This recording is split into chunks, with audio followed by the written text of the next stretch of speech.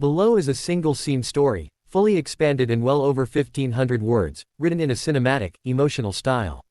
The entire story takes place in one continuous moment, no scene breaks, no dialogue formatting, just one powerful unfolding scene. The denial did not arrive loudly. It came quietly, in the way humiliation often does, wrapped in politeness, disguised as procedure, delivered with a smile that never reached the eyes. The airport gate was alive with motion, a river of rolling luggage and impatient footsteps, yet in that moment everything seemed to slow as the boarding agent's hand hovered over the scanner and then stopped. The woman standing before the counter had already extended her boarding pass, her posture calm, her expression composed, the kind of stillness that comes from years of learning not to react too quickly. She wore a tailored navy coat, simple gold earrings, and carried herself with a confidence that did not seek attention. First-class boarding had just been announced, and she had stepped forward with the rest of the small group, blending in without effort. But something in the agent's eyes shifted the instant the name appeared on the screen. There was a pause, too long to be accidental. The agent's fingers tapped the keyboard once, twice, then stopped again. Around them, passengers continued moving, boarding passes beeping cheerfully as others were waved through. The woman waited, patient, accustomed to delays, accustomed to systems that moved slowly when they wanted to. The agent finally looked up, her smile tightened, and she gestured slightly to the side, indicating that the woman should wait. No explanation was offered, no apology, just a subtle redirection, as if this were the most natural thing in the world. Minutes passed. The first-class line thinned. A man in a wrinkled blazer was waved through without hesitation. Another passenger laughed with the agent, exchanging small talk, then disappeared down the jet bridge. The woman remained standing to the side, her boarding pass still in her hand, the unspoken question hanging in the air.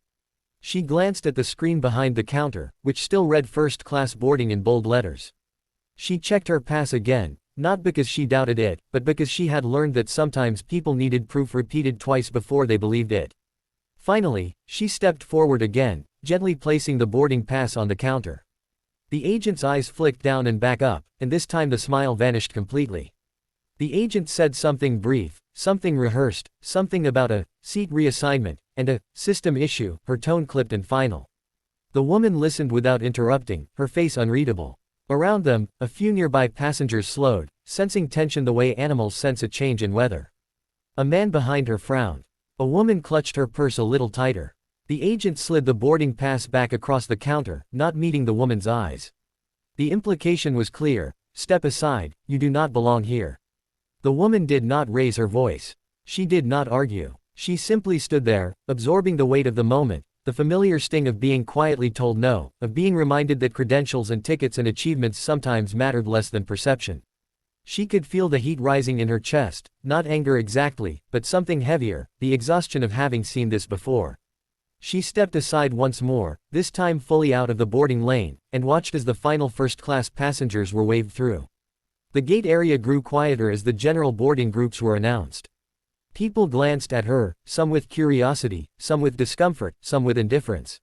She felt invisible and hyper-visible all at once, standing there with a first-class ticket that suddenly seemed theoretical.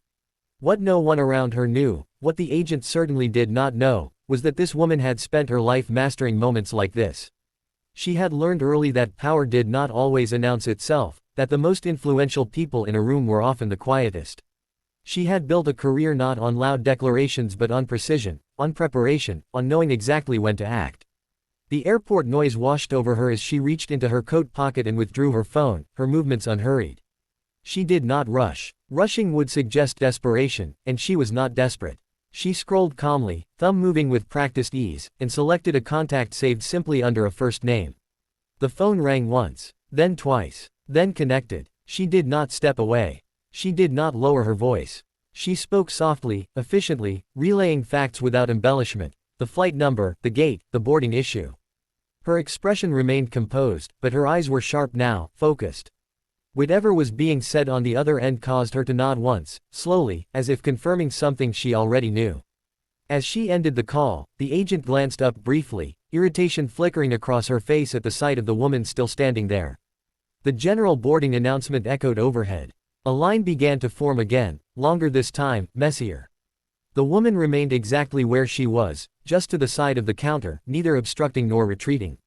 She was waiting. The change came subtly at first. A supervisor approached the gate, her stride brisk, her expression serious. She leaned in toward the agent, speaking quietly but firmly, her eyes flicking between the screen and the woman standing nearby. The agent's posture stiffened. Her fingers hovered over the keyboard again, this time moving faster, more urgently. The supervisor straightened and turned fully toward the woman, her face now carefully neutral, professional. The surrounding passengers sensed a shift. Conversations paused. A few people leaned slightly closer, pretending to adjust bags or check phones while listening. The woman met the supervisor's gaze evenly, offering no smile, no challenge, just presence. The supervisor gestured toward the counter, indicating that the woman should step forward. She did, placing her boarding pass down once more, the same piece of paper that had been dismissed minutes earlier now treated with new respect. The supervisor scanned the pass herself. Her expression changed, not dramatically, but enough. A subtle tightening around the eyes, a brief inhale. She glanced at the agent, then back at the woman. Something unspoken passed between them, a recalibration of assumptions. The supervisor nodded once, then turned to the agent and said something that caused the agent's face to flush, color rising quickly up her neck. The agent reprinted something, hands shaking just slightly, and slid a new boarding document across the counter. This time, it was accompanied by an apology, delivered stiffly, as if forced through clenched teeth. The woman listened, accepted the paper, and said nothing. She did not need to.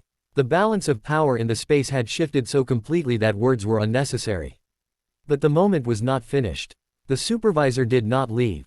Instead, she stood there, addressing the agent again, this time with a firmness that could not be mistaken. Other staff members had begun to notice, gathering subtly, pretending to busy themselves nearby. The woman stood quietly as the conversation unfolded around her, the airport hum continuing as if nothing extraordinary were happening, even as something very important was. The supervisor gestured toward the jet bridge, then toward the agent's terminal. The agent nodded repeatedly, her earlier confidence gone. The supervisor then turned back to the woman, her tone now careful, respectful, offering assurances that went beyond the seat itself. The woman acknowledged them with a slight nod. She did not gloat. She did not smile. Vindication, for her, was not about triumph, it was about correction. As she finally walked down the jet bridge, first-class boarding long finished, the space seemed different. A few passengers avoided her gaze. Others watched her with something like awe.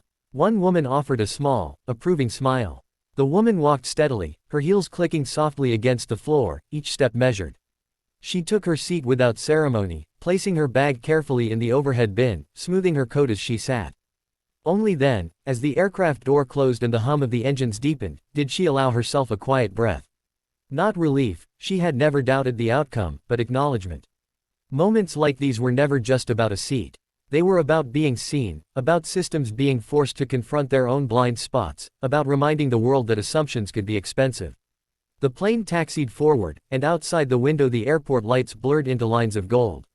The woman looked out, her reflection faintly visible in the glass, and allowed herself the smallest smile, not for what had been taken back, but for what had been demonstrated. Power did not need to announce itself. Sometimes, it simply waited, made one call, and let the world adjust accordingly.